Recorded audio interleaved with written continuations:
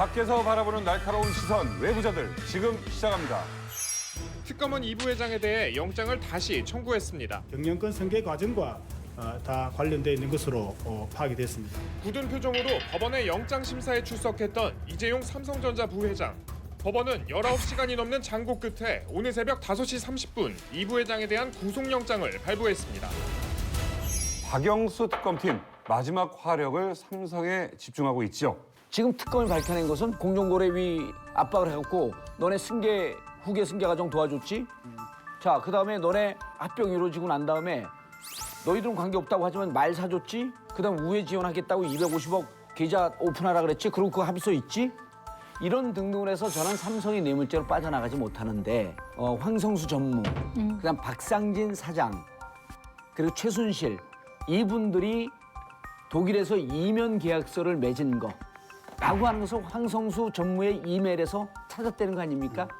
그래서 이번에 특검이 눈 부분에 대해서 지난번에 넣었던 것 이외에 재산 국외 도피와 범죄 수익 은닉 이 두 개가 큰 죄질이란 말이에요. 그리고 범죄 수익 은닉에 대해서는 메모가 나왔잖아요. 박상진 사장이 이거 시민사회운동단체에서 우리 알고 정권 교체기에 이거 조사하게 되면 우리 삼성 폭발한다. 이 메모 나왔죠. 그다음 황성수 전무 메일 속에서 독일에서 이명 계약하고 자 우리 덮고 우회 지원한다 라고 하는 것을 황성수를 털고 나니까 그게 나온 거 아니에요. 자, 특검이 다시 꺼내드는 이재용 구속 카드. 과연 박 대통령의 뇌물죄 의혹도 밝힐 마지막 승부수가 될 수 있느냐. 결정적인 게 차명폰을 공개를 했잖아요. 6개월 동안에 570회를 통화해요, 두 분이. 최순실과 박근혜 대통령이 이제까지 계속 얘기해왔던 공동지갑이라는 것. 그다음 둘이 밀접하게 이렇게 연락하고 있다라고 하는 것이 국정농단뿐만 아니라 이후에 이 삼성 문제 됐을 때 이것을 무마하기 위해서 했던 이런 과정이기 때문에 저는 최순실이 이 부분에 대해서 뇌물죄가 적용되는 순간 대통령도 뇌물 수뢰죄에서 이제는 빠져나갈 수가 없다. 이번에 특검은요, 목표가 이재용의 구속이에요. 이걸 통해 가지고 특검은 대통령에 대해서 뇌물죄를 증명할 수 있다고 보는 거죠.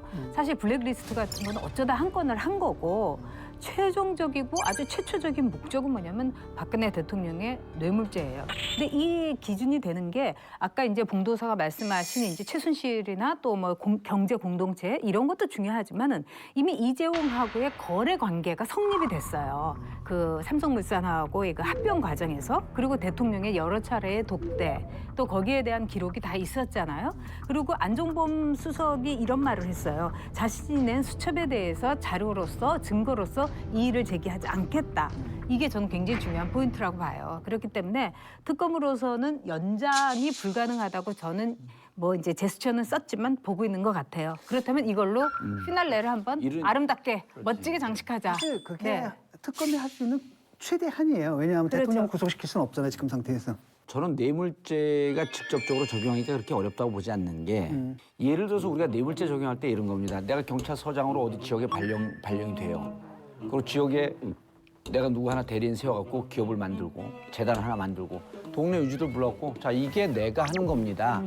내가 하는 거니까 돈 여기 다 주십시오. 이게 공동지갑인 거예요. 그러니까 둘이 계좌를 통해서 뭐가 오고 가고 그런 게 아니고 대리인을 아주 공익적인 재단을 하나 만들어서 동네 유지들 쭉 불러갖고 돈 주세요 여기다가 그리고 이 돈 주는 건 공익적인 재단이 장학재단이니까 못 쓰니까 장학재단이 다른 걸 위탁해갖고 돈을 빼내는 과정. 그러니까 내가 돈을 모아서 여기다 줬기 때문에 이거는 이 사람들이 주는 건 뇌물이 된가 동시에 공동지갑이 되는 건데 이건 대통령 대면 조사하고 그 청와대 압수수색만 하면 저는 금방 나온다고 보는 겁니다. 근데 K재단하고 미르재단 예. 그 돈을 갖다가 대통령이 빼갔다는 증거는 없고. 근데 이제 이런 게 있잖아요. K재단하고 미르재단에서 이제 법인을 만들게 되면은 그 법인의 돈에 대해서는 손을 못 대게 돼 있어요.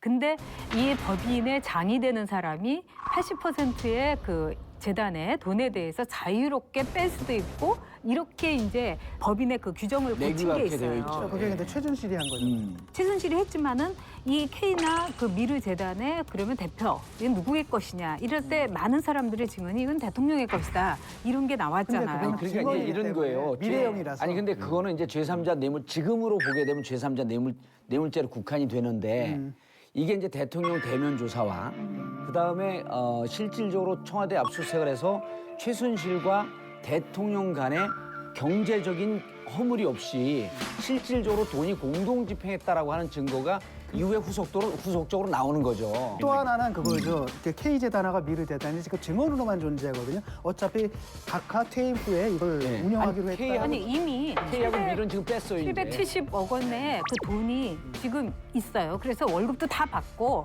지금 우리 국민으로서는 정말 기가 막힌 노릇이죠. 그런데 이제 그게 예. 존재해요. 이제 예. 분명히 법원 가면은 엄청난 논란이 될 겁니다. 사실 우리 공방은 있겠죠. 검찰 역사상 공동 경비란 이름으로 기소하는 게 처음이거든요.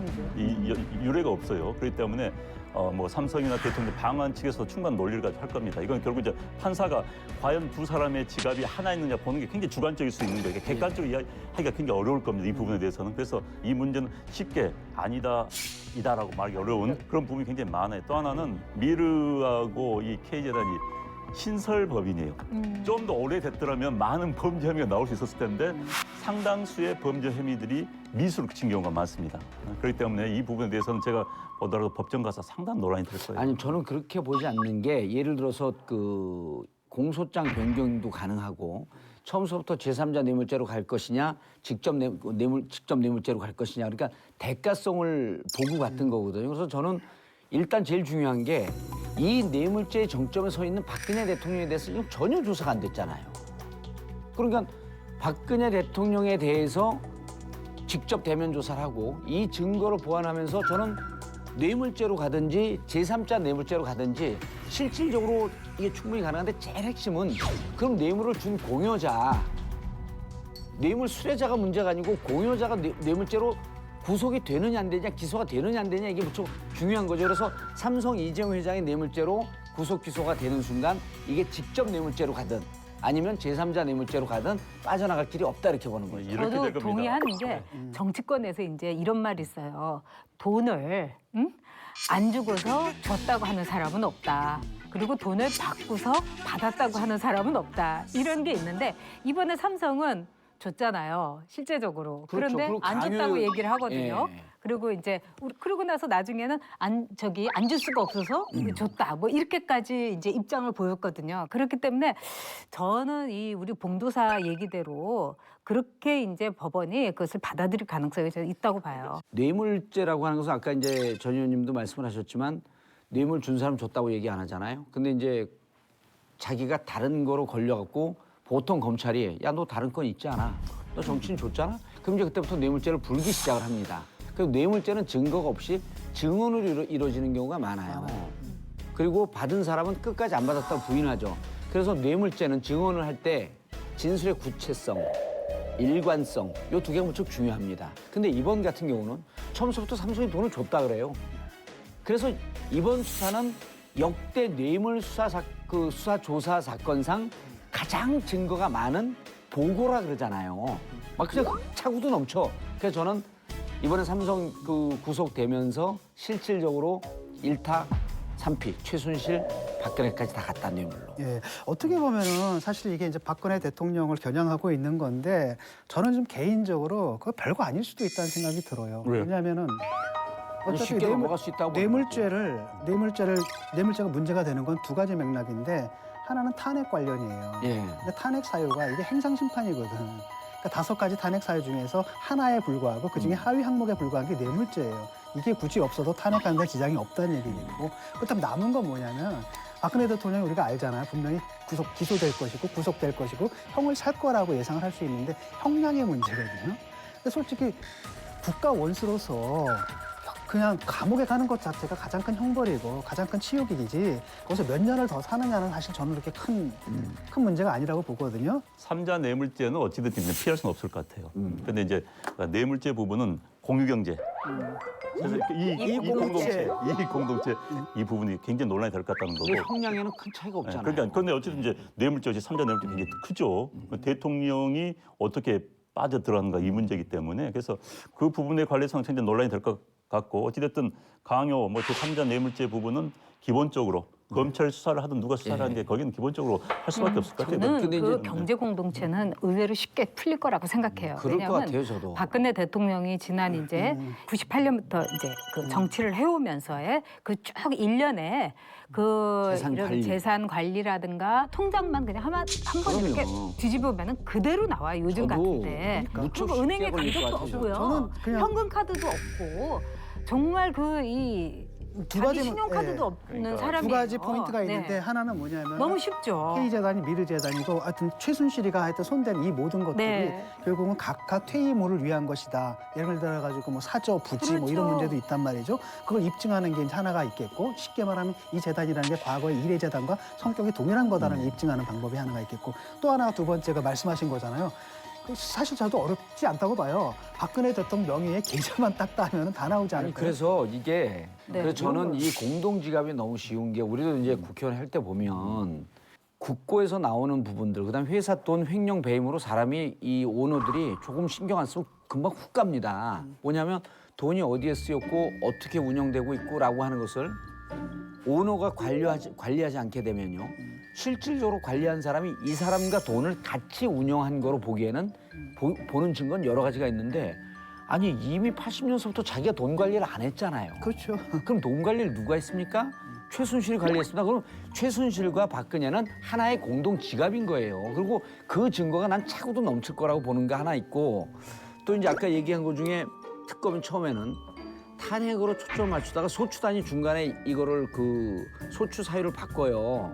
그러니까 뇌물죄 등 형사법 그 형법 위반 헌법 위반이죠. 이걸 취소하고 이렇게 뇌물죄 되는 부분도 헌법 위반상으로 봐주십시오 하면서 이걸 수정을 합니다. 그죠. 그러니까 이게 더 크기 때문에서 이번에는 대통령 탄핵 부분에 대해서는 검찰은 특검 손을 띈 것 같아요. 그리고 이미 탄핵으로는 여러 가지 사유가 있으니 우리는 오로지 삼성과 대통령 그리고 정경 유착을 끊는 것이다라고 하는 것으로 중간에 궤도가 선회하더라고. 그래서 어찌 보면 그런 점에 있어서 탄핵이라고 하는 국정농단을 해서는 안 된다라고 하는 큰 축과 이제 우리 사회가 정치와 경제가 분리돼서 정경유착이라고 하는 이 고리를 끊어야 된다라고 하는 역사적으로 아주 중요한 시점에 이렇게 맞이한 거 아니냐 이런 느낌이 좀 들더라고요. 예, 저도 그게 가장 중요한 측면이라고 봐요, 사실. 자, 박 대통령 측은 특검과 한참 기싸움을 펼치는 와중에 또 한 명의 변호사를 대리인단에 합류시켰습니다. 헌법재판관 출신 무시무시한 기수의 이동욱 변호사가 박 대통령의 구원 투수가 될 수 있을까? 이분이 2013년 1월 2월에 헌법재판소 소장으로 임명됐잖아요. 그래갖고 이제 그 청문회 과정에서 말을 했는데 별명 아세요, 이분? 이동흡 라빈스 31. 이동흡 라빈스 31이라는 게 그때 나왔던 비리가 20가지입니다. 그다음에 모든 비리가 돈과 관련됐다 그래서 돈을 흡입한다 해서 이 돈흡. 이게 SNS상에 돌았던 거예요. 그다음에 모든 돈을 흡수한다 해서 흡사마. 천재야. 아니, 언어의 연금술사들이야. 아니 그 인터넷에 나온 말이요. 본인이 장면 인터넷에 돈 거예요. 아니 근데 그런 말이더라도 우리 공도사의 입으로 하니까 생명력이 있고 우리는 외우지도 못해 그럴듯하고. 저거. 내가 써왔나 지금? 인물이 큰 도움은 안 될 거라고 보십니까? 예, 주로 그 하자 대리 변호인사들이 많았잖아요. 그러면은 좀 도덕적으로도 누가 보기에도 완결하고 법리적으로도 문제가 없는 이런 분들이 들어서 국민들이 어쨌든 공감이 좀 있어야 되는데 여기서 진짜 압권이 뭐냐 하면 웃으면 안 되는데 항공권 깡을 했어요. 맞아요. 네. 해외 가는데요. 헌재에다가는 비즈니스로 한다 그러고 이코노미로 바꿔요. 진짜요? 그 돈을 그래서 그렇게 했어요. 그게 밝혀졌죠. 청문회에서. 소위 말해서 항공권 깡이라고 해가지고 왜 이런 이야기가 나올 수밖에 없었는지 오해의 소지가 있었다면은 그런 부분을 우리 헌재에서 다 자료를 전부 다 해서 오늘 뭐 해명 그걸 뭐 근거 자료까지 해서 다 준비가 됐다고 들었는데요. 예. 이코노미로 바꾸고 검소하신 거 아니에요? 근데 이제 그거를 국가에다가 제가 이코노미 타고 가겠습니다. 이게 한다고 아니라 하면 정말 그거를 이제 딱 천박하니까. 이제 자기 주머니로 집어넣고 그리고 공무원이잖아요. 공무원이면 교통 체증을 막기 위해서 홀짝수제를 해요. 아 맞아 관용차 2대 쓴 거죠. 예, 홀짝수제를 하는데 이분은 훌쩍 다 차차차 나가서. 관용차 2대를 쓴 거예요. 그래서 청문회 기간 중간에 왜 2대를 썼습니까? 이거 낭비 아닙니까? 분당산 덜했다. 그랬더니 분당 사니까 멀어서요. 그리고 뭐 예를 들면 공금 같은 거를 MMF 계좌에다가 하루나 이틀씩 넣고 빼기도 하고 그러니까 그 조그만 이자라도 이제 알뜰하게 챙기고 죄송합니다만은 상당해요. 굉장히 알뜰하신 겁니까? 알뜰하고 어떤 점에서 이제 실력도 꼼꼼한가요? 법리적인 실력도 인정을 받은 분이에요. 그래서 이번에 이제 헌재 재판관들도 얘기가 이제부터는 전개될 거다. 이 정도의 이제 반응은 보이는 정도로 실력은 있는 분이에요. 헌재 소장 후보였다는 거죠. 그러니까요. 대단히- 그런데 이제 제가 보기에는 이분이 그렇게 앞으로 도움이 안 될 거라고 보는 게 첫 번째 변론에서 뭐라고 했냐면 박근혜 대통령을 이제 따뜻한 따뜻하게 눈으로 봐달라고. 봐달라고 하면서 국가와 결혼했다는 네. 말까지 들으면서 아이도 없는 그 어려움을 이러면서 존경은 못하더라도 따뜻한 눈을 네. 봐달라고 그러는데 사실 국가하고 결혼했다는 주장을 한 거는 박근혜 대통령이고 그리고 아이가 없는 분도 물론 힘들고 그렇겠지만 아이가 있는 사람도 참 힘들거든요. 감정에 호소에 오르라 그러는데 이게 보면은 그나마 이분이 괜찮았던 건 뭐냐면은 지금 대리인단이 하는 거는 없어요. 법리적인 싸움은 하나도 안 해요. 네. 이분들이 하는 거 유일하게 하는 겁니다. 태극기 퍼포먼스하고. 그래도 이분이 나와서 네. 그 법리적인 얘기를 좀 해요.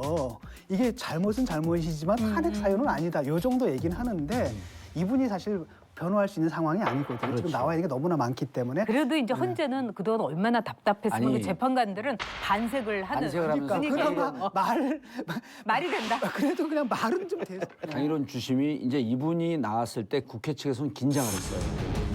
헌법재판관 6년 근무를 했고 그 일 끝나자마자 다시 헌재소장으로 추천이 된 분이니까 강일원 재판관은 반색을 하면서 이제 얘기가 유무죄 되네. 형사재판으로 따지지 말고 헌재 심판으로 좀 따지길 기대한다라고 하면서 아주 점잖게 덕담을 했어요. 그러니까 그걸 받아갖고 46점 몇 항의 청구인에서 낸 것은 이것은 적절하지 않습니다 하면서 바짝 긴장을 시켰거든요. 여기에서 끝을 냈어야죠. 대통령은 국가와 결혼하고 이 논리가 기존의 서석구 변호사나 이분들이 했던 논리에서 크게 벗어나지 않은 거예요. 아니 그리고 이제- 국가와 했다는 말까지 들으면서 그 말 자체가 무슨 대단한 희생 혹은 또 무슨 나쁜 얘기인 아니, 것처럼 국가가 불쌍해. 그러니까 저도 그 생각했어요. 그런데 지금 그날 저도 그 생각했어요. 그날 헌재에서 있었던 건 이 양반이 그 헌재 소장에 그 강제징용. 지명될 때 MB 정권 말기입니다. 박근혜 대통령이 당선자 신분이에요. 그래서 당선자 박근혜 대통령의 동의를 얻어서 현재 대통령보다는 다가온 미래 권력인 당선자들이 많이 행사를 합니다. 그래서 어떤 의미에서는 박근혜 대통령이 기존의 헌법재판관 가운데서 헌재 소장으로 임명한 그런 케이스가 될 겁니다. 네. 그렇게 봐는 게 맞을 것 같고 두 번째는 이제 그것이 이 헌재 재판에 영향을 미치지 않습니다. 그렇죠. 우리가 인터넷상에서 네. 이야기될 뿐이지 사실은. 그러나 강일원 재판관이 말한 것처럼 헌재에서의 그 재판 과정에 한 레벨 올린 건 맞습니다. 한 레벨 올린 건 맞아요. 왜냐면은 그동안 계속 고용태가 뭐 어쩌니 이거 저거 보면 답답한 게 지연 전술에 그러니까 그냥 헌재가 네. 뭔 집단이 이게. 막장 드라마 그런데 이제 시나리오를 쓰고 어찌됐든 있었으니까. 뭐 헌재 헌법 몇 조는 어쩌고 한 것은 네. 헌재 재판관이었기 때문에 그 네. 경이 있었기 때문에 아 이렇게 해야만이 헌재 재판관들 통한다는 걸 알았을 거예요. 변호사들이요 되게 헌재 재판 과정 경험이 별로 없습니다. 없습니다. 없기 해보면. 때문에 형사 재판을 비슷하게 끌어갔을 가능성이 높아요. 그런데 이 사람들이 헌재 해봤기 때문에 헌재에 맞는 그런 재판 틀을 지금 몰아간 거죠. 물론 이것이 이제 결과에 어떤 영향을 미칠 수 있을지 근데 모르겠어요. 한마디로 요약을 하면은 기존의 대리인단은 그 안드로메다 외계어를 했어요. 우리가 알아들을 수 없는. 근데 이분이 딱 와가지고 지구어를 하는 거야. 아니 저는 그런데- 알아듣기 쉽던데 네. 모든 것의 발단은 고용태와 최순실의 불륜이다. 얼마나 알아듣기 쉬워요. 아니 그런데 이제 이분이 이동욱 그 변호사를 대리인으로 눈 그 저변의 의도가 이제 연기 작전을 했던 거 아니에요. 그게 근데 이제 연기 작전이 증인을 신청한 게 2월 22일로 끝났단 말이에요. 그다음 최종 서면을 내라라고 하는 것도 2월 23일이었고 그다음 이제 또 하나 뭐가 있냐면 대통령 직접 출석인데 이미 여러 차례 직접 출석할 의향이 없다. 직접 출석하는 순간 그날로 모든 심리가 끝납니다. 그렇죠. 이미 이게 문장으로 물어보는데 단어로 답변하기 때문에 이게 구성이 안 돼요. 왜 들어가신 거예요? 논리적으로 이제까지 진행됐던 것이 헌법적 구성을 다시 따져보려고 들어온 거예요. 그렇게 되면 이 부분에 대해서 하자 있고 이 부분에 대해서 문제 있고 그러니까 방어권을 줘라 하면서 연기를 하려고 그럴 텐데 그날 변호인이 들어왔음에도 불구하고 23일까지 최종적으로 서면으로 의견서를 내라고 하는 것을 바꾸질 않았어요. 그러니까 미안합니다. 연기하려고 들어왔지만 이미 우리는 심리가 끝났습니다. 그러니까 이미 늦은 거예요? 하기에는 좀 역부족이 된 거죠. 자, 오늘 대통령 대리인단의 진짜 전략은 무엇인지 직접 한번 들어봤으면 좋겠습니다. 그래서 제가 요즘 가장 핫한 변호사 한 분의 연락처를 구해왔습니다. 지난주에 우리 김문수 도지사 연결하면서 예. 혈압을 올리셨잖아요. 그러니까 지사님이 만드신 게 리스트입니까? 블랙리스트입니까? 그러니까 지사님이 만드신 게 요번에 나온 블랙리스트랑 성격이 같다라는 거죠. 어우, 뭐 조회수가 어마어마했습니다. 다시 보기가. 오늘은 열 안 받겠습니다, 저. 그러세요? 핫한 전화 연결해 보겠습니다. 자, 전화 갑니다. 여보세요? 예, 서스코입니다. 예, 서스코입니다. 예, 서스코입니다.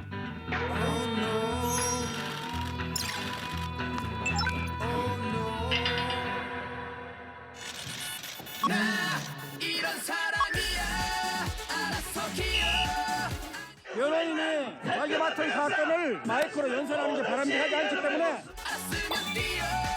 200만 명이 넘는 국민들이 대한민국을 지키기 위해서 이 자리에 모였습니다. 네, 안녕하십니까. 저 외부자들 진행하고 있는 개그맨 남희석입니다. 매주 이 광화문에서 탄핵 반대 집회를 이어가고 계시고 또 지난주에 헌법재판소에서 태극기를 꺼내서 흐뭇한 표정으로 이렇게 들고 계셨어요. 어떤 뜻을 전하고 싶으셨습니까? 물론 그 법정에서 꺼내는 것은 바람직한 것은 아니지만 현재 재판 전에 태극기 집회에 나온 분들이 변호사님 그 태극기 들고 좀 포즈를 취해 주세요. 이 헌법재판소가 이 대한민국을 지켜야 되지 않겠습니까? 이렇게 간절히 호소하길래 네. 제가 그 태극기를 들고 헌법재판소가 나라를 지키고 헌법을 지켜야 되겠다 그런 심정이었습니다. 네, 진중권 교수 바꿔드리겠습니다. 예, 진중권입니다. 예, 안녕하세요. 예, 안녕하십니까. 서 변호사님께서는 아무래도 박 대통령의 법률 대리인이시니까 탄핵이 반드시 기각될 거라고 믿으실 텐데요. 그렇게 믿으시는 근거가 뭘까요? 헌법과 법률에 중대한 위반이 있어야만 그 탄핵 사유가 되는데요.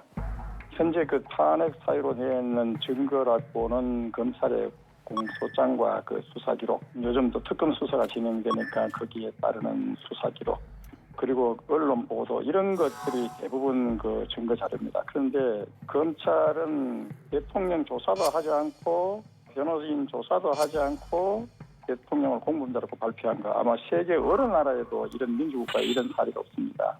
이거는 이거 적법 절차를 명백히 위반했죠. 그래서 이거는 말이 안 되고 특검법이나 검찰청법 보면 검사가 전체적 중립 의무를 지키게 되어 있는데 그런데 이번에 국회가 법을 뜯어고치면서 정당 그것도 야당만 추천하는 그야말로 헌정사상 초유고 세계 민주주의 검찰 사상 그런 유례가 없는 그러니까 대통령을 헌법과 법률에 중대하게 위반했었고 네. 탄핵을 주장하는 국회 스스로가 검찰청법과 특검법을 위반해가지고 야당 특검을 구성한 것은 있을 수 없다.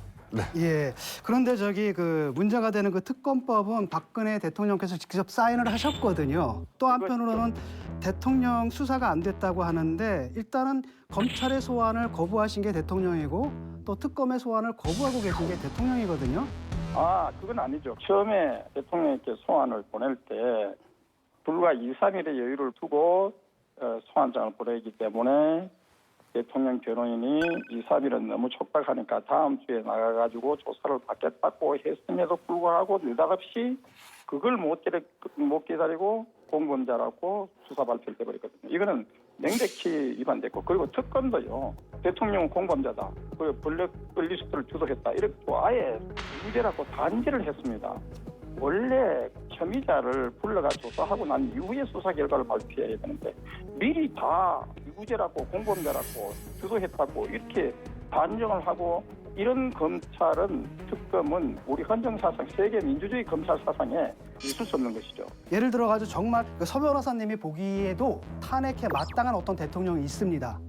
근데 그 대통령이 검찰의 소환에도 불응하고요.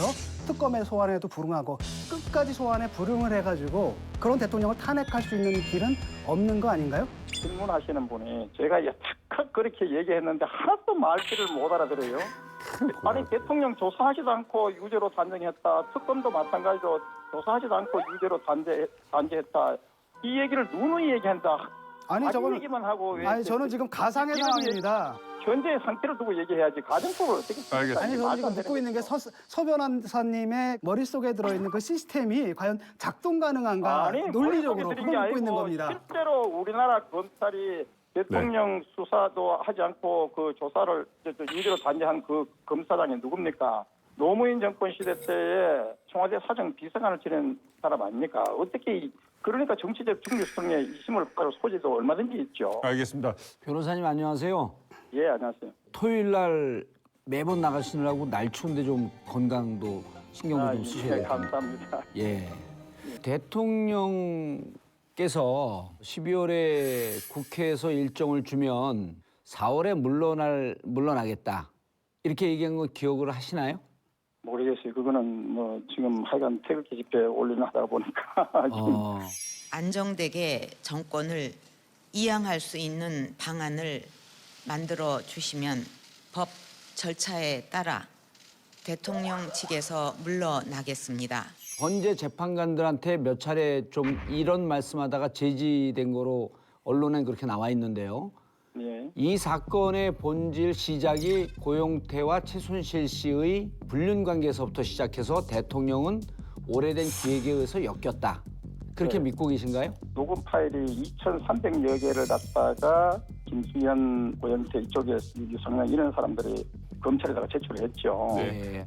국정농단은 사실은 그 최순실이가 한 것이 아니라 고영태, 유상영, 김수현 이런 사람들이 사실상 국정농단 한 게 아니라. 최순실이 아니라. 네. 변호사님. 그렇죠, 예, 알겠습니다. 내용은 저희 잘 알겠고요. 마지막 하나만 더 여쭐게요. 많은 언론도 그렇고요. 또 일반 국민들도 대통령 변호인단에서 좀 연기 전술을 쓰고 있는 거 아니냐라는 지적을 하고 있습니다. 그러게요. 그 지적에 대해서는 어떻게 그러니까 생각하십니까? 우리가 증인 신청을 많이 하다가 보니까 이것이 마치 뭐 시간 끌기 그런 것을 전혀 안 해요. 근데 안봉근 비서관이라든가 증인 신청하는 사람들이 나오지를 않아요. 아, 그래요. 왜 안 나와요? 근데 나오지도 않은 분들을 증인 신청을 그것도 세 번째나 한다는 거는 지연 전술이다 이렇게 이제 많은 언론에서 얘기하게끔 뭐 기본 증거가 되는 거 아닙니까 그 자체가. 혹시 우리가 증인들하고 미리 협의가 없이 그냥 증인 신청하시는 건가요? 아니요. 그래서 우리가 이렇게 얘기했죠. 증인을 만약에 안 나오는 게 있으면은 그 취소를 하겠다 이렇게 했잖아요. 아, 그래서 안 나오는 증인은 우리가 헌재에서 처리를 하더라도 거기에 대해서 이의를 안 달았습니다. 지금 예를 들면 검찰이나 특검의 수사들이 너무 가혹한 경우가 많아요. 예를 들면 최순실의 경우는 뭐 3족을 내란다는 엄청난 폭언을 당하고. 네. 근데 그거는 부인을 했잖아요. 특검에서 그런 적 없다. 우리나라가 치안 질서가 선진국보다 나은 이유는 우리나라 검찰하고 경찰이 치안을 잘 지켜주고 네. 수사를 잘했기 때문에 이 정도 왔는데 네. 극소수의 정치검찰, 극소수의 특검이 지금 검찰의 그 위신을 추락시키고 옥물 바가지를 덮으시고 있는 겁니다. 아. 이 특검은 개척해야 되고 그래서 이런 특검은 중단돼야 되고 이런 특검 검찰에 의한 이 탄핵 사유 만들기는 이거는 그렇게 국민적 지탄을 생각하십니다. 받게 알겠습니다. 사실 태극기 집회가 촛불 집회를 1월 7일부터 경찰 공식 통계로도 촛불 집회를 압도했는데 수적으로 제가 2월 7일 날 그때 대한문에서 그 태극기 집회에 나가봤더니 네. 대한문에서 남대문까지 그 넓은 도로가 다 찼어요. 예. 그래서 헌정사상 이렇게 수많은 자유분방한 우리 국민들이 마지막으로 저기 나라 지키기 위해서 대통령께서 헌재에 나오십니까?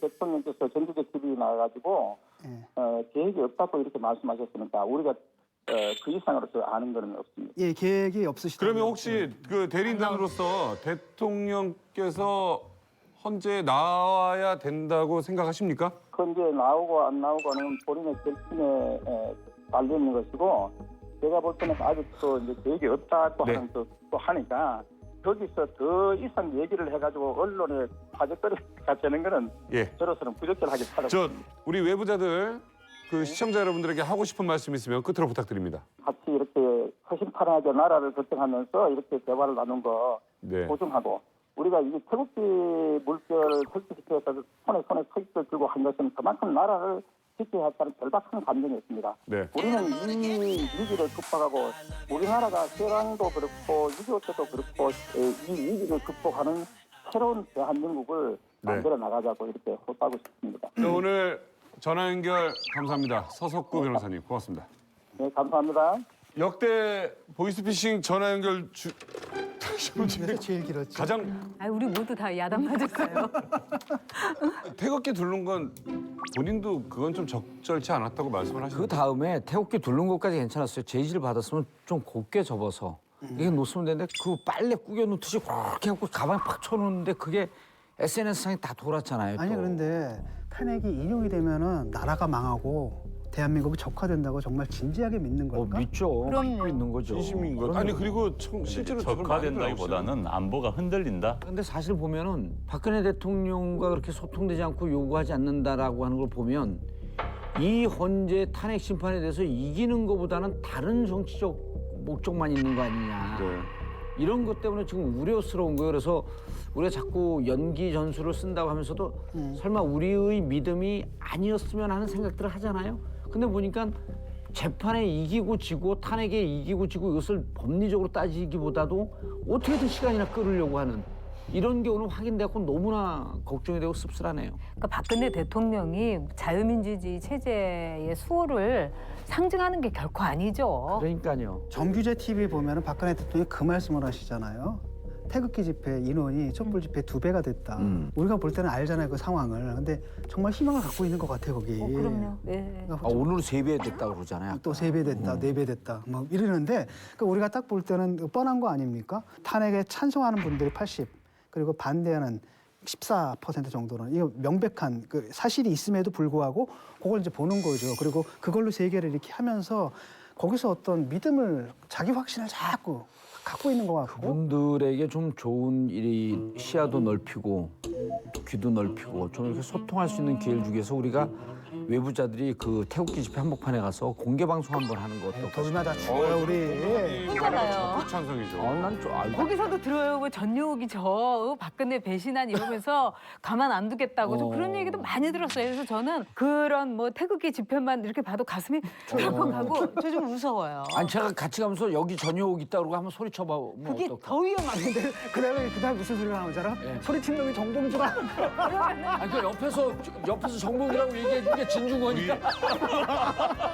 우리 진짜 정말 같이 다니면 안 되겠어요. 내부자들 이제 문 닫는 거지. 우리 뭐 범죄 스릴러 영화 뺨치는 우리 정치권 상황. 그런데 더 영화 같은 일이 지난주 말레이시아에서 벌어졌습니다.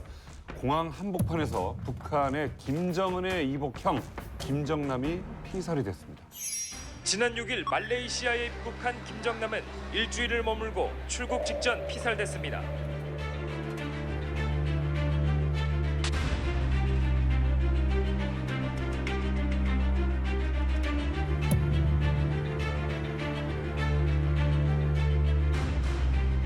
굉장히 충격적인 뉴스예요. 첩보 영화에서나 보던 그렇죠. 장면이 뉴스로 나올 줄은 몰랐어요. 그러니까 지난 14일이죠. 말레이시아 그 쿠알라룸푸르 공항에서 김정남이 독극물에 의해서 살해됐는데 김정남 씨에게 뿌려진 그 액체라는 게 그 시중에서 우리가 구할 수 있는 그런 독극물이 아닌 걸로 봐서 국가기관이 이제 개입됐다고 볼 수 있는 거죠. 그럼 유력한 용의자는 아마도 북에서 보낸 첩보원들이겠죠. 그 솜씨로 보나. 그렇죠. 네.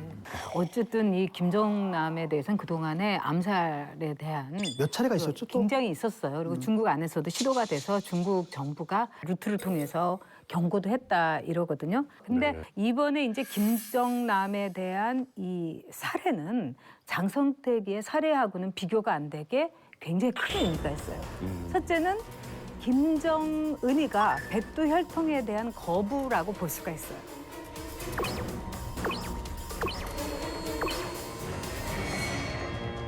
유일한 장자인 이복형을 죽였다는 것은 장성택 고모부를 죽인 거하고는 비교가 안 차원이 다르죠. 돼서 앞으로 북한의 그 시스템 이거에 대해서 정면적으로 말하자면 엎어지는 거다. 즉 김정은이 이제 내 맘대로 백두 혈통 이거 부숴버리고 김정은 혈통을 강조하는 거다. 이렇게 보죠. 김정남 피살을 누가 왜 지시한 걸까요? 지금 아직 증거도 안 나왔는데 만약에 북의 소행이라고 한다면 이거를 공포한 거거든. 인터내셔널 깡패다나 김정은이 이미 2008년도 김정일이가 쓰러졌을 때 김정은의 승계 구도로 가면서 2011년까지 3년 동안 이게 완성이 됐는데 김정남이가 동의를 한 거 아니에요? 그다음에 2011년도에 우리 언론은 김정일이 사망했을 때 김정남이 못 들어갔다. 그런데 일본 언론에서는 못 들어갔다라고 하는 거 확인되지 않고 들어간 거로 추정된다. 또 일본 언론에서 이렇게 나왔단 말이에요. 들어갔죠. 아니 일본 그때 언론에서도. 그때 네. 언론에는 김정철, 김정남이 다 안 나왔어요. 사진에는. 그다음에 장의위원회도 김정은이 위원장이었고 장의위원회 232명인데 그때 안 들어가 있었단 말이에요. 그래서 저는 2010년 10월에 베이징에서 호수 인터뷰할 때 뭐라 그러냐면 3대 세습을 반대합니다. 그러나 북한 내부의 사정이 있을 것이다. 개인적으로 3대 세습에 대해서는 저는 반대를 합니다. 하지만 나름대로의 내부적 요인이 있었다고 생각을 합니다. 내부적 요인이 있었으면 거의 따라야 한다고 생각을 합니다. 그럼 마지막에 뭐라고 붙이냐면 동생이 협조를 요청한다면 동생을 돕겠다. 도대체 북한에 지금 못 들어가는 상황도 아니고 또 하나는 여기는 전용기로 다니는 인물이 아니고 일반 여객기를 통해서 이번에도 저가 비행기인가를 이용했다잖아요. 그래서 이미 20년서부터 김정남은 어디에 움직이는지 일정이 다 노출이 되어 있는데 도대체 이 공항에서 이렇게 공개적으로 살해했는데 이 살해로부터 이익을 과연 김정은이가 볼까? 이런 의문이 가는 거예요. 우리가 방송 나갈 때쯤에는 수사 결과가 대충 나올 겁니다. 어느 정도는 나오는데 가장 현재로서는 합리적인 추론을 할 수 있는 북한 당국의 지시에 의한 북한인 또는 두 번째는 북한인의 사주를 받은 외국인 세 번째는 북한 당국과 전혀 관계가 없는 김정남의 개인적인 원한 관계, 돈 관계 특히 마카오 쪽 관련된 폭력단이라든지 뭐 이럴 가능성도 배제할 수는 없다고 봐요. 현재로서는 가장 합리적인 추론이 가능한 것은 북한이고 국정원장도 이야기했죠. 2012년에 스탠딩 오더. 스탠딩 오더는 중지하라는 명령이 내릴 때까지 그 명령이 계속된다는 그런 명령인데 스탠딩 오더를 내렸다는 거예요. 2012년에. 최근에 이제 우리 탈북자 단체에서 뉴욕에다가 망명 정부를 만드는 움직임이 있어요. 그런데 이제 탈북자 단체에서 쉽게 아이디어를 낼 수 있는 것이 김정남을 옹립하는 겁니다. 사실. 왜냐하면 북한에서는 사실 김정은에 대한 굉장한 지금 지배계급 내가 균열되고 있습니다. 김정은의 그 폭정에 대해서 두려워하죠. 말은 못하지만. 그때 이제 김정남을 말시키면 어쨌든 북한 주민한테 통한다는 겁니다. 자, 백두혈통이다. 북한에서는 김일성은 영웅입니다. 그리고 김정일은 스타입니다. 북한 주민들 그렇게 생각해요. 김정은에 대해서는 많은 주민들도 또 지배계층도 아무 정말 모르는 물정 모르는 애가 해서 나라 망치는 거 아니냐 이런 걱정을 한다고 그래요. 그렇기 때문에 정통성이라는 차원에서 충분히 대체제가 되기 때문에 그런 생각을 했을 수가 있고 그런 일련의 정보가 최근에 북한 당국에 입력이 됐고 그래서 처단을 하려고 노력을 하다 이번에 야 확실해라 했을 수가 있고 두 번째는 북한의 이제 국가보위안전부 우리 식으로 국정원이죠. 부장이 바뀌었어요. 김원웅인데 숙청당했습니다. 김원웅이 숙청되면서 야 뭔가 우리가 한 건을 해야지 우리 조직이 사는 거 아니냐. 그러면서 이제 스탠딩 오더 내려졌기 때문에 이번에 우리는 확실하게 해보자 하면서 무리수를 줬을 가능성은 저는 있다고 봅니다. 그러니까 지금 김원홍이 김정은 체제를 공고하기 위해서 숙청 작업을 했던 사람이에요. 근데 김원홍한테는 일종의 이제 금도가 있었던 거죠. 백두혈통은 건드려서는 안 된다. 그리고 백두혈통에 대해서 소극적으로 말하자면 집행을 한 거예요. 그러니까 안 건드리도록. 근데 이제 김원홍 자체를 숙청을 시킨 거를 보고 밑에서 완전히 사인을 알아들은 거예요. 그럼 이거는 빨리 죽이라는 얘기구나. 그동안 김원홍은 사실은 뭐 어쩌고 저쩌고 하면서 다른 사람 막 숙청하고 이러면서 정작 백두혈통인 김정남에 대해서는 소극적인 보호를 했던 거죠. 김정은과 김정남이 대립관계라고 하는 전제 조건을 두고 보면 김정은이가 충분히 김정남을 죽일 이유가 있는 거죠. 근데 실상 2008년서부터 후계구도가 완성되는 와중 그다음에 그 이후의 과정을 보게 되면 김정은과 김정남이 대립관계라고 하는 정보는 근거 없이 소설만 떠돌았던 얘기란 말이에요. 그리고 지금 얘기했던 뭐 망명정보 어쩌고저쩌고 하는데 김정은 입장에서는 김정남을 북한으로 들여오게 해서 정말 쥐두새도 모르게 처리할 수 있는데 나는 만약에 부기했다고 한다면 성해랑이 집사처럼 시중을 들었는데 그때 이제 성해랑이 쓴 자서전이 보면 그분은 김정남이 정식 결혼하고 태어난 애가 아니기 때문에 그렇게 불안해했다는 거예요. 그 자서전을 보게 되면 그러니까 그 어렸을 때 무슨 그 해를 당할까 봐 그래서 고용일을 만나고 몇 년 있다가 바로 러시아로 성인회방하고 같이 갔던 거거든요. 그리고 김정은과 대립 관계가 있을 수 없는 게 김정남은 일찍이 10살이 넘어서부터 북한의 후계 구도라든지 이런 거에 대해서 일체 관심이 없었던 거예요. 그리고 지금 보게 되면 근 40년을 해외에 있었던 거거든요. 김정은 입장에서 보게 되면 나에 대해서 공격을 한다든지 아니면 내 체제를 위협한다든지 이런 측면이 있게 되면은 제거할 필요성이 있고 제거하려고 한다면 이렇게 국제적으로 소란을 떨지 않고 불러서 조용히 할 수 있었는데 그래서 혹시 만약에 북한이 했다라고 한다면 나는 이런 의혹은 좀 제기해 볼 수 있는 게 근데 제가 보면은 잠깐만 북한에 예를 들어가지고 북한에서 부른다고 김정은 남이 들어갈 이유가 없어요. 소환에 불응해가지고 죽였다는 얘기도 있어요. 김정은하고 김정남과의 관계를 보게 되면은 사실 후계 구도에서 굉장히 물러나 있잖아요. 하지만 그 권좌에 있는 사람은 불안할 수가 있는 거죠. 김정은이 지금 북한을 갖다 완전히 장악하고 있지 못한 상태에서 그다음에 포갑적인 상태, 포갑적인 통치를 하고 있는 상태에서 자기 고모부까지 채용하고 이런 상태에서 내부에 불만이 있고 그 사람들 항상 어떤 대안을 추구할 거라는 거죠. 그러니까 그 사람들의 시도를 무력화시키기 위해서는 그들의 우두머리가 될 수 있는 존재를 제거할 필요가 있었던 것입니다. 또 하나는 뭐냐면 이런 겁니다. 혹시 이게 김정은이 시키지 않은 것이냐라 할 수도 있죠.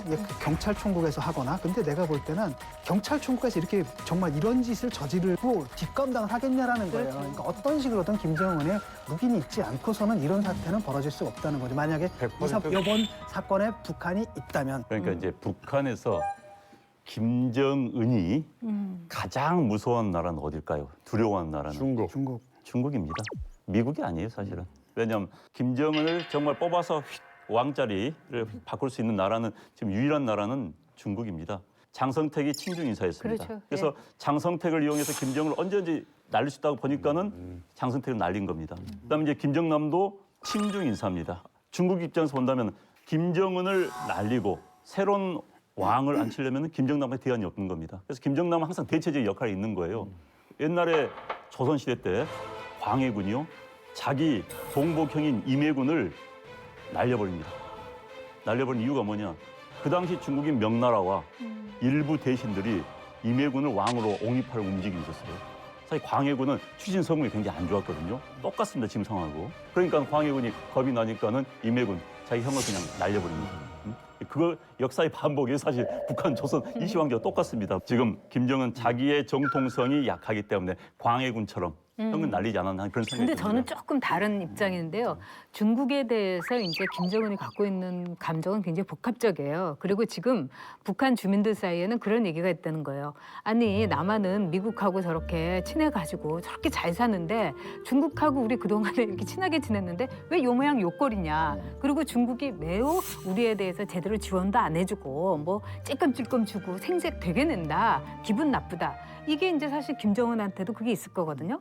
그래서 이번에 비록 중국 영토는 아니지만 말레이시아에서 김정남을 죽였다는 건 김정은이가 오히려 중국에 대해서 어떻게 보면은 그래 해봐 하는 우습게 생각하는 것도 있고 중국으로서는 또 어떤 게 있냐면 너무 불편하고 너무 불쾌하고 이걸 어떻게 해야 되나. 그러지 않아도 레짐 체인지에 대해서도 약간은 여지를 줬던 중국으로서는 아마 김정은의 처리를 고민하고 있을 거예요. 근데 김정남이 아주 재밌는 얘기를 이제 생전에 한 게 있어요. 그러니까 북한이 왜 미사일이라든가 핵 이거를 왜 발사를 이렇게 하고 있냐. 일본 기자가 물었어요. 그때 김정남이 뭐라고 하냐면 저는 미국에 대한 매우 와일드한 프로포즈다. 미국과의 관계를 정상화하고 싶어가지고 결국 미국하고 제일 대화를 원하는 건 북한이다. 북한의 목적은 한반도의 평화가 아니라 미국하고의 관계를 국교를 맺어가지고 즉 체제를 인정받는 거다. 김정은도 예외 아니죠. 바로 그렇죠. 오랜 시간 해외를 떠들며 살아온 김정남이 도대체 무슨 돈으로 생활해야 하는지 경제적인 형편은 어땠는지 궁금합니다. 우리 외부자들 중에 혹시 북한 관련된 한나인 제가 KBS 외교안보 팀장이었습니다. 그렇죠. 한국인들 가운데서 가장 최근에 김정남을 만난 기자가 있습니다. 네. 한번 연결해 보도록 하겠습니다. 네.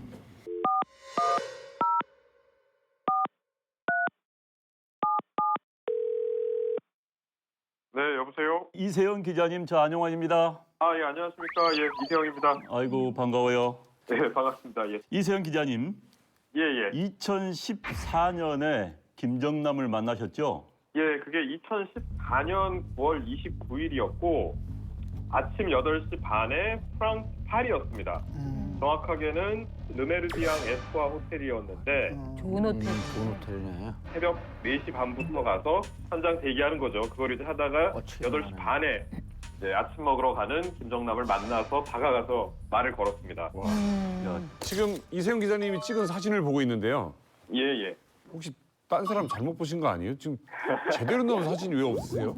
그날 봤을 때 모습은 경제적으로 힘들다는 느낌은 전혀 없었습니다. 일단 그 묵었던 호텔 자체도 세계적인 그런 고급 호텔의 체인이었고 옷도 깔끔하게 입고 있었고 또 동행했던 여성이 하나 있었습니다. 20대 한 중후반 정도로 보이는 여성이었는데 이 여성도 우리가 흔히 말하는 이렇게 부티가 좀 나는 그런 느낌의 사람이었습니다. 우리가 흔히 북한 사람 하면 옷차림도 조금 촌스러워 보이기도 하고 좀 경직돼 있고 이런 게 있는데 네. 이 사람은 옷도 그냥 아주 평범한 한국 사람 같이 입고 있었고 말투도 한국 사람이었고 심지어 쓰는 단어도 한국 사람하고 비슷했습니다. 예를 들면은 남조선이라고 안 하고 그냥 한국이라고 하고 북조선이라고 안 하고 북한이라고 하고 그리고 뭐 북한 억양도 거의 없어요. 그래서 이 사람이 북한 사람이라는 거를 인지하지 않은 상태라면 뭐 거의 뭐 그냥 한국 사람이라고 생각할 수 있는 수준 뭐 그 정도였습니다. 일본 기자들도 전에 그 점을 지적을 했대요. 왜 남한 북한이라고 하느냐.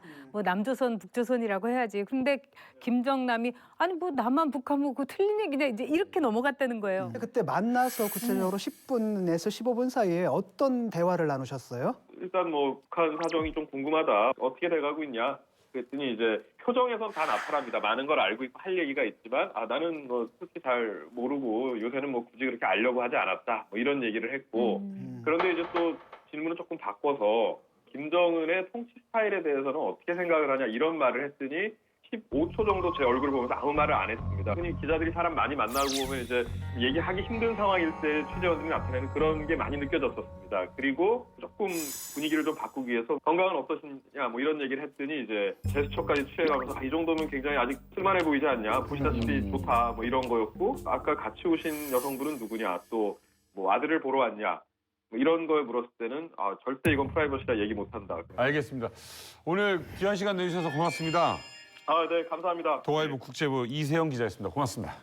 사실 김정남을 목격했다는 사람은 의외로 많았어요. 그러니까 마카오에서 봤다는 사람들도 있었고. 굉장히 개방적인 성격이었던 것 같아요. 그래서 일본에서도 오면은 고급 술집만이 아니라 왜 조그만 우리나라는 이렇게 왜 한술집 같은 그런데도 혼자서 와서 목격한 사람이 굉장히 많았고요. 또 일본 기자들하고는 뭐 10년 뭐 그 넘는 교류를 해서 김정남에 대한 굉장히 많은 자료, 굉장히 많은 언급이 있었어요. 이제 예를 들자면 뭐 그 일본 기자들하고 이런 이제 라인으로 카톡하는 거, 이모티콘도 이게 크리스마스 트리 이렇게 동그란 화한 이런 것도 이제 할 정도로 굉장히 일본 말로 야사시하다는 말인데 그게 일본어로서는 아주 좋은 친절하고 상냥한 사람이다 이래요. 김정남은 정말 북한 사회에서 논외인 존재지요. 그렇죠. 정말 전 세계를 떠돌아다니는 좀 불행한 인생을 살았는데 9살 때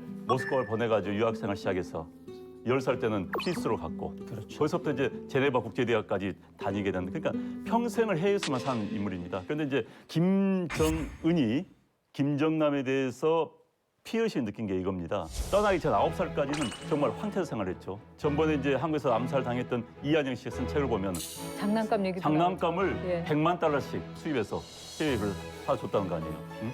이미 이제 김일성한테 인정을 받았기 때문에 자기 직무실 가서 야 앞으로 너가 앉을 자리다. 호령을 해봐. 호령을 해봐. 뭐 이렇게 했다는 거예요. 그 정도로 이제 김정남에서는 첫 애고 장손의 장손이고 그래서 김일성과 찍은 사진이 굉장히 많이 남아 있어요. 그런데 김정철, 김정은은 김일성과 찍은 사진이 없습니다. 김일성이 인정을 못한 거예요. 김일성과 찍은 사진이 한 장도 없다는 게 김정은에게는 굉장히 핸디캡이라는 거예요. 홍보 영화를 보낼 수가 없어요. 어린 시절 홍보 영화를. 그런데 이제 북한을 너무 많이 하시는데 혹시 북한 다녀오셨습니까?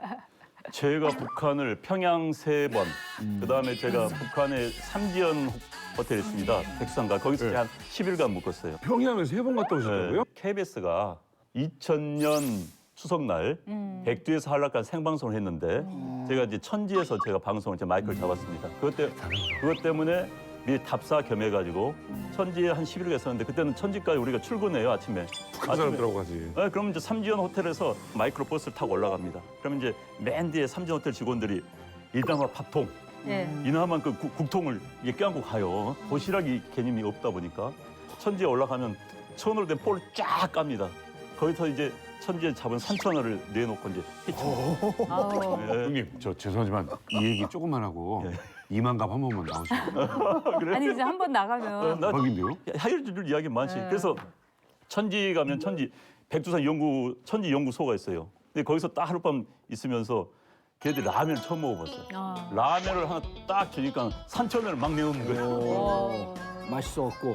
맛있어가지고 라면을 진짜 처음 먹어보니까. 저는 제가 한나라당 대변인일 때 가봤어요. 어디를요? 강원도 고성, 그러니까 북한을. 북한 고성이요? 그러니까 고성이 지금 이렇게 예. 반으로 나눠 있으니까. 근데 이제 한나라당 대변인인 걸 너무 잘 알고 그래서 저는 제가 이렇게 진 검사를 이렇게 봤는데 그 여자 그 군인이 하나 보는 거예요. 그래서 저는 입국을 못하게 하려고 하나 보다. 이 한나라당 대변인이니까. 근데 가만히 저도 이제 옆에서 같은 여자로서 이렇게 보니까 알겠더라고요.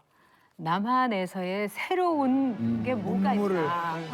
막 화장품 같은 거 다 해갖고 냄새 다 맡아보고 같은 여성으로서. 그래서 제가 정말 그때 좀 뭐 이렇게 주고 싶었는데 줄 수가 없죠. 근데 그때 이제 처음으로 나온 그 우리나라에서 이렇게 왜 헤어 스프레이 같은 게 있었어요. 근데 그게 이제 우리나라에는 뭐 너무 흔한 건데 거기선 그렇게 흔하지 않은지 그렇게 보더니 이게 뭐냐고 묻더라고요. 그래서 이게 머리를 하면은 고정시키는 거다. 그러니까 아니 왜 멀쩡한 머리를 고정시킵니까? 딱 이러면서 그런데 그거를 너무 가지고 싶어 하는 거.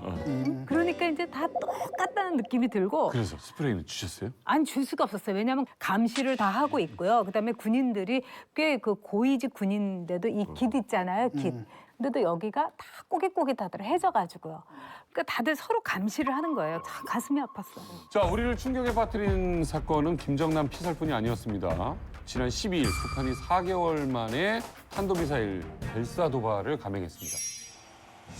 북한은 이번에 발사한 미사일을 북극성 2형이라고 명명했습니다. 잠수함 발사 탄도미사일 기술을 육지에서도 발사가 가능하도록 한 SLBM 지상판이라고 할 수 있습니다.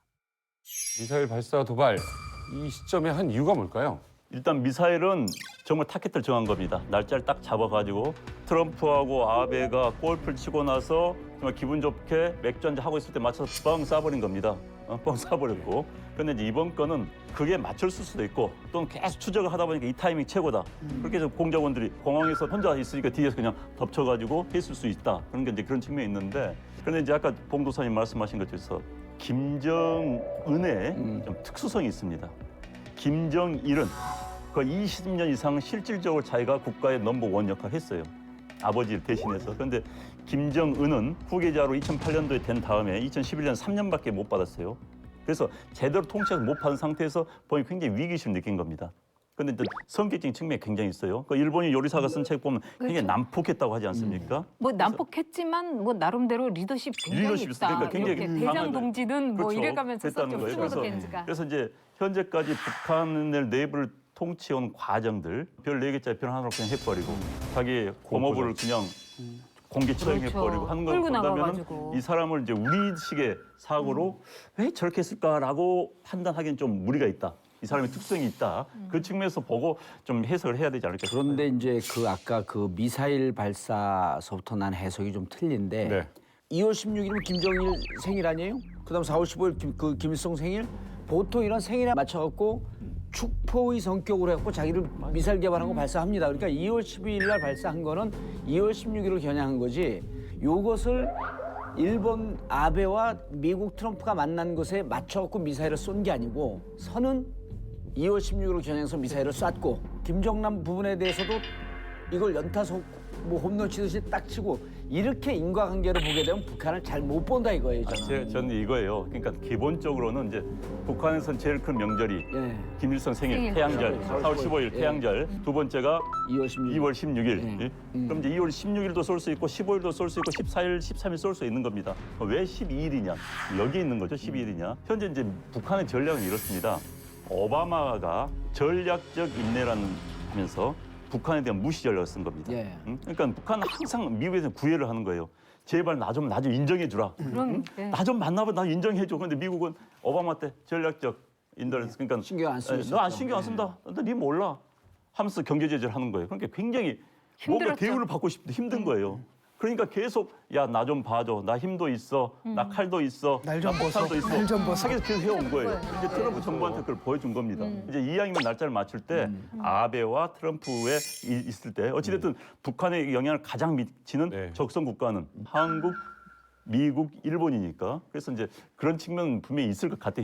이제까지 나는 북한이 정말 해내온 행태를 네. 비춰볼 때. 안 원장 얘기가 저는 일리가 있다고 보는 게 이번에 이제 그 신형 미사일 진짜 그 무기로서는 아주 신상 김정은이가 굉장히 자랑스러워하면서 1박 2일을 거기에 있었다는 거 아니에요. 근데 무기를 이렇게 그 발사했을 때 말하자면은 한 비스듬히만 쏘면은 능력을 보여줄 수가 있는데 그걸 하지 않고 그대로 똑바로 쏜 거예요. 이건 뭐냐면 과시용으로 쏜 그렇죠, 거예요. 미국에 과시용이죠. 대해서. 예. 그러면 그 과시를 할 때 이왕이면 손님들이 여러 명 있는 게 좋잖아요.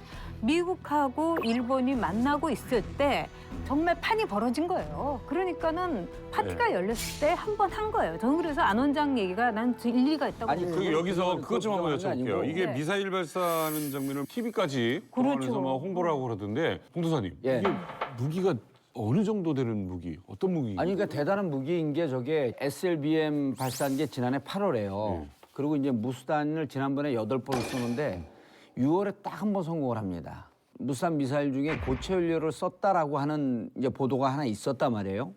그리고 SLBM도 고체 연료를 썼다 그러는데 액체 원료는 주입하는데 짧게는 30분, 길게는 뭐 이틀까지 걸린다는 거예요. 예, 한 두어 시간. 그렇게 되면 이거는 미국 그 위성에 노출되기 때문에 이건 정밀 타격의 대상이 됩니다. 근데 고체 원료는 신속성이죠. 그다음에 이동식 발사대가 북에서 뭐 100개에서 200개 정도 얘기를 하는데 이 이동식 발사대가 대부분이 어떻게 되어 있냐면 바퀴로 되어 있습니다. 그래서 양쪽에 8개씩 16개를 지탱을 하면서 쏴야 되는데 이번에는 무한궤도형이에요. 전차형이에요. 그렇죠. 그러니까 신속성과 은밀성이 있었고 어디에 숨어 들어갈지 모릅니다. 막 내과도 들어가고 뭐 온갖 곳 숨어 들어가고. 지난해 8월에 SLBM 성공하고 난 다음에 김정은이가 뭐라 그러냐면 SLBM을 육지에서 발사할 수 있는 기술을 개발하라. 그 SLBM이 뭐냐면 잠수함 발사 탄도미사일 아니에요? 물속에서 뻥 점화되는 순간 가스를 통해서 물 위로 탁구공 튀듯이 통 튀어 올라가요. 그 거기서 점화가 되었고 가기 때문에 이것이 이른바 이제 콜드 런칭.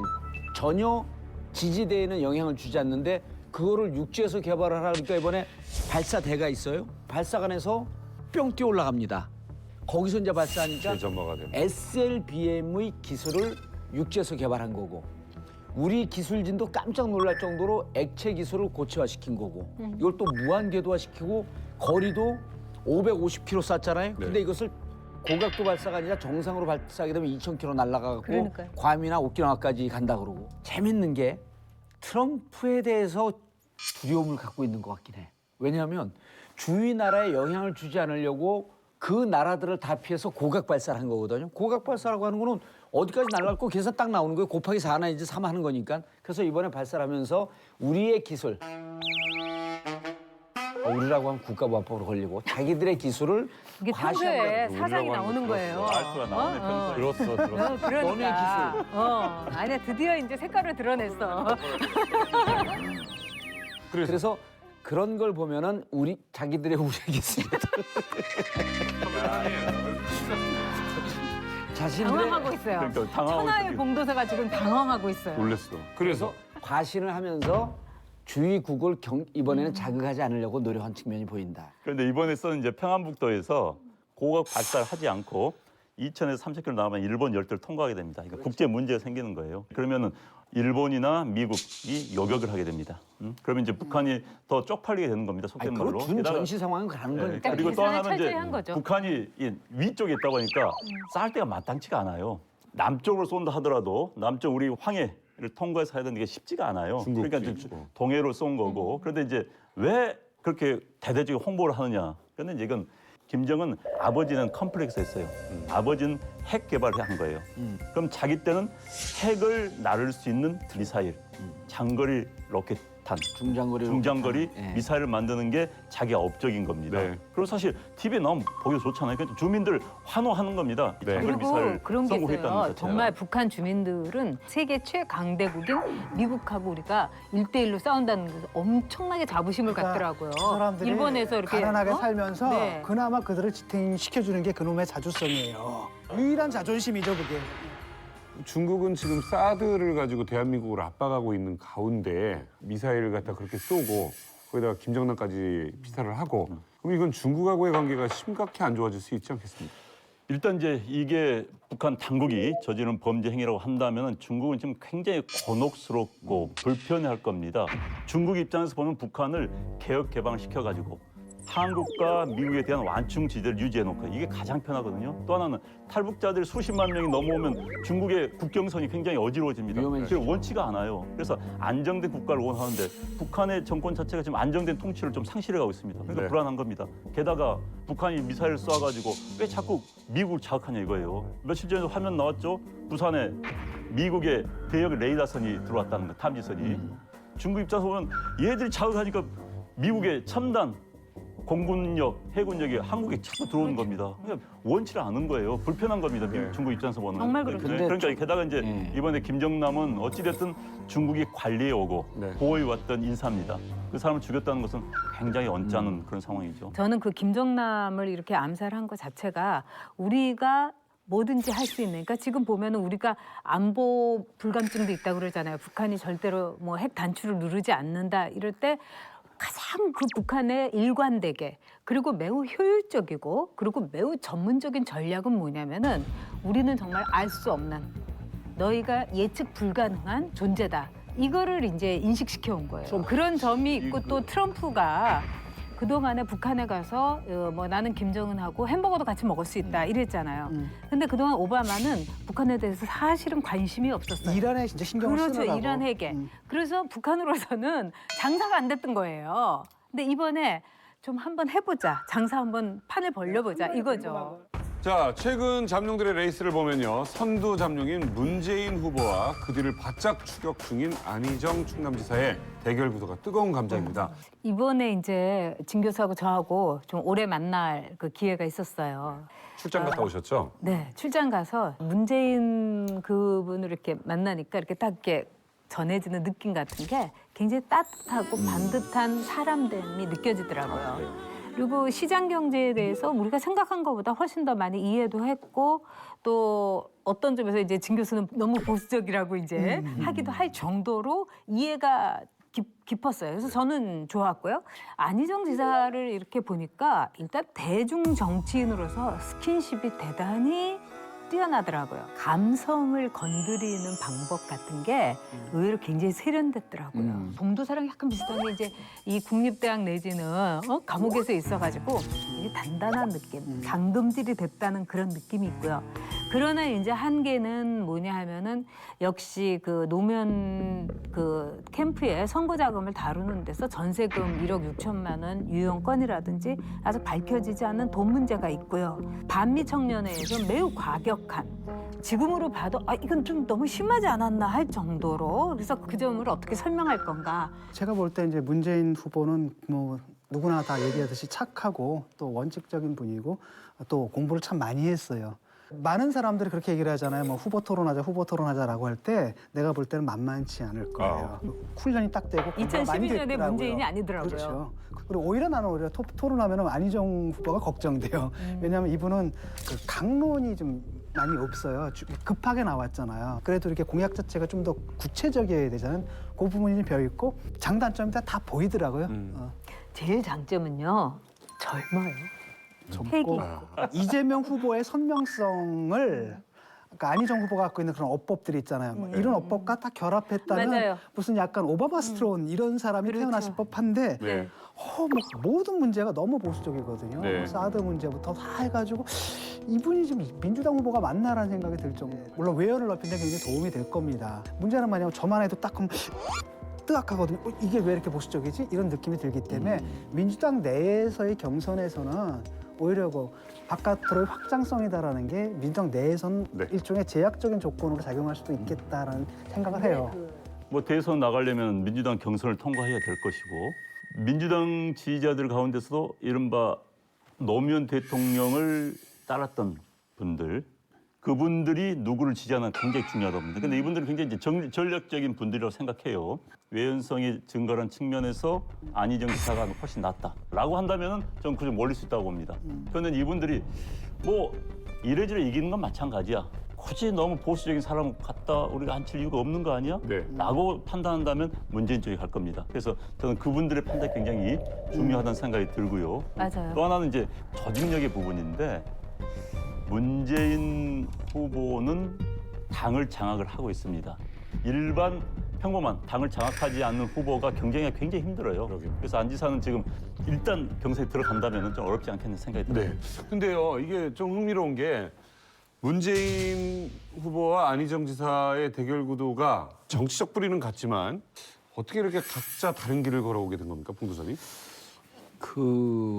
사실은 이제 친노라고 그러는데 안희정, 이광재와 문재인은 처음 출생부터 완전히 다른 길을 걸었어요. 문재인을 중심으로 한 이호철 이런 사람들은 부산에서 시민운동을 하던 사람들이에요. 안희정과 이광재는 아주 일찍이 보좌관 비서관으로 하면서 여의도 정치에 일찍 들어오죠. 기술자들 그룹에 여기가. 프로페셔널하죠. 그래서 노무현 대통령이 동업자라고 얘기를 합니다. 이광재, 안희정을 동업자라고 표현하고 문재인은 오랜 친구라고 표현을 해요. 이건 동지거든요. 그래서 노무현 대통령의 머릿속에도 동지라고 하는 부산팀 한 그룹과 정치를 기술적으로 잘 풀어내는 동업자 이 두 그룹이 나뉜 거예요. 그러니까 출신 성분뿐만 아니라 캐릭터들도 완전히 나뉘는 거죠. 2000년도에 이광재, 안희정 이분들은 내려와서 국회의원 당선에서 뛰는데 문재인하고 부산팀은 안 가요. 우린 정치인 노무현은 아니라고 본다. 문재인 쪽에서 뭐냐면 점진적 발전론을 성장론을 해요. 그러니까 2002년 대통령 안 되고 2007년쯤에 도전하면은 조금 인정할 수 있다. 그런데 2000년도 부산에서 딱 떨어지고 바보 노무현 열풍이 불면서 2002년도에 도전하잖아요. 문재인 팀은 안 들어가요. 대선 때도 끝까지 안 도와줍니다. 그러니까 마지막 거의 임박에서 노무현 대통령이 그때 무척 외로웠거든요. 도와준 사람이 이해찬도 그때 안 도와줬어요. 김근태도 안 도와줬습니다. 이른바 시민운동했던 사람들, 민주화운동했던 사람들조차도 유시민조차도 그때 안 도와줬습니다.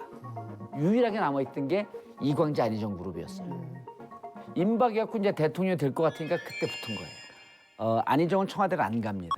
안희정은 뭐라고 얘기를 하냐면 우리가 선거 때 뭐 이렇게 그 진흙도 묻고 뭐 그 안 좋은 것도 묻고 그랬기 때문에 누군가 책임을 져야 되는데 화살이 날라오면 나한테 오지 않겠느냐 하면서 청와대를 안 가죠. 누가 될까 봐. 원래 도왔던 팀들은 청와대 안 가고 부산팀이 전체 청와대 자리를 독식했다라고 하는 일부 언론의 보도는 완전 잘못된 겁니다. 그때 청와대는요 3등분을 하고 있었어요. 안희정, 이광재, 노무현. 노무현 안에 한 조그만 부분을 차지하고 있었던 게 부산팀이었어요. 그러니까 부산팀이 들어서 청와대를 장악하고 있었다는 건 잘못된 보도입니다. 청와대에 있었던 문재인은 외로웠습니다. 잘들 기억해 보시면 한 1, 2년 있다가 저기로 떠나요, 히말라야로. 청와대에서 숨도 못 쉴 정도로 가까웠던 거예요. 그때 이 외로움을 달래줬던 게 지금 이제 삼철이라고 하는 양정철, 뭐 이호철, 전해철 이런 사람들만 있었던 거예요. 그러니까 두 그룹은 친노라고 하는 우산 속에 있지만 섞일 수 없는. 그러고 보니까 좀 이해가 되는 게 문재인 후보가 처음에 정치할 뜻이 없었잖아요. 예. 시민운동가로서 거기 들어왔다가 다시 이제 그걸 복귀한다 이런 느낌이었던 거죠. 그렇지만 이제 큰 틀에서는 어제도 노무현 대통령이 해수부 장관 하면서 대권 꿈을 갖고 있다 할 때 그거 그렇게 눈여겨본 사람 별로 없었어요. 그렇죠. 네. 지금 뭐 이재명 시장보다도 더 낮은 지명도도 있었고 그렇기 때문에 그때 이제 내가 대통령 한번 해볼란다 할 때 그걸 안 되겠지만 한번 해봅시다 이렇게 격려했던 사람들이 2명인데 그래서 저는 동지도 좋지만은 저는 동업자가 저는 더 중요하다고 생각해요. 그 정치를 하는 데 있어서는. 그러니까 그 두 사람은 이제 이야기 듣고 보니까 여의도 정치 공학을 아는 사람들이죠. 알죠. 그러면 동업자라는 이야기는 노무현의 정치적 가이드, 정치 공학적인 측면에서의 진로랄까요? 그것을 가이드했던 두 사람이 아닙니다. 근데 한 가지 질문이 있는데 최근에 노무현 전 대통령의 사위인 곽상원 변호사가 SNS에 안희정 후보를 비난하는 것을 올렸다가 바로 내린 얘기 있었거든요. 곽 변호사는 안희정을 자기 정치하는 기술자라고 본 거예요. 그러니까 2009년도 노무현 대통령께서 서거하실 때 정말 슬픈 사람은 이 슬픔에 겨워서 그분들을 맞이하는 게 기본일 텐데 안희정 씨는 당시에 언론에다 대고 저렇게 하는 게 이건 자기 정치라는 거 아니었나? 라는 의심을 한 거죠. 하는 의혹의 눈초리를 갖고 있었던 거죠. 근데 이제 여기서 재밌는 게 안희정, 이광재가 지금 손을 잡았습니다. 원래 이광재는 이번에 문재인 후보를 도우려고 했었어요. 그래서 이제 여기 문재인 팀의 가장 큰 결정적인 단점이 있는데 무척 폐쇄적이었습니다. 여의도 정치에서 잔뼈가 굵은 사람들 무척 싫어합니다. 아, 그래요? 그래서 2012년대도 보면은 당으로 선거를 치르지 않습니다.